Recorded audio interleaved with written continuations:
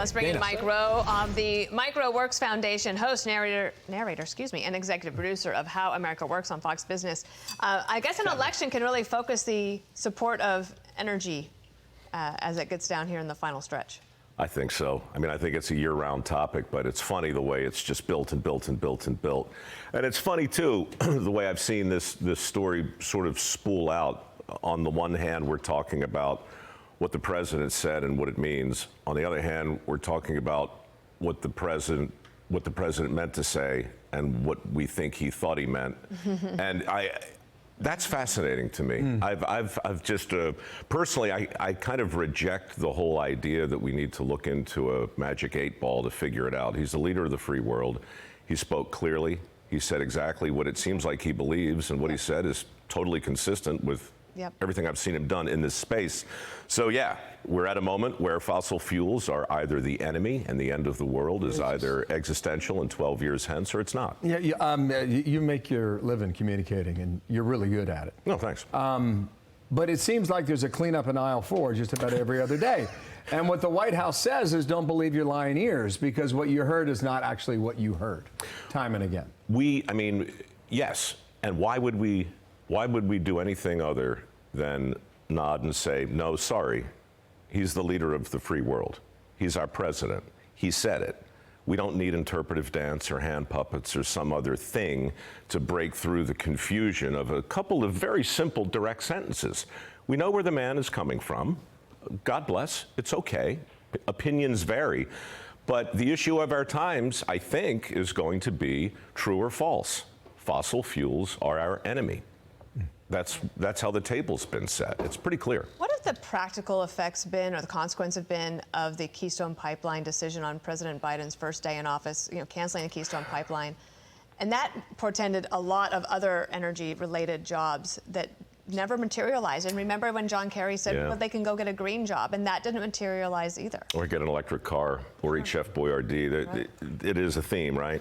Do you know Selena Zito? Do you guys read her stuff? Yes, we had her on yesterday. Oh, she wrote the answer to your question, right? This morning in her column, she talks about the 4 moments that define the last 2 years. The first was cancellation of Keystone. The second, I believe, had to do with 13 empty chairs in the aftermath of the Afghan withdrawal, right? And I forget what the third one was, but the fourth one was the picture last week of the coal miner sitting there at the, it's like basketball game. It's all of those moments together. The whole is greater than the sum of the parts. And in pictures, you can see again and again, I think, where people look at a thing, hear a different thing, and are left to conclude yet another thing.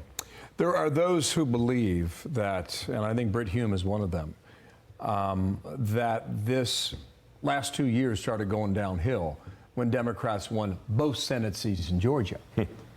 Because once that happened, all the ropes were off. You could not restrain this government led by one party. I guess, yeah. I mean, Brit's a smart guy, and I don't watch it nearly as closely as you guys do, but that's the human condition, right? We need parameters. Like sometimes the blank page is the scariest thing in the world. You need to know where the lines are. You need the map. The old maps that used to say, here be dragons, right, outside the perimeter. And yeah, I think that's what he was getting at. It's like, okay, blank slate. The world's your oyster. Now what? Well, now there is going to be change. I mean, that's one thing that everybody needs to know as you watch today. Just know that tomorrow Washington is different. Because everyone agrees that at least the House is going to go to the Republicans. And maybe from some of the people that do the dirty jobs that we desperately need across the country, they'll have a little hope as well. I would just say, too, thank you.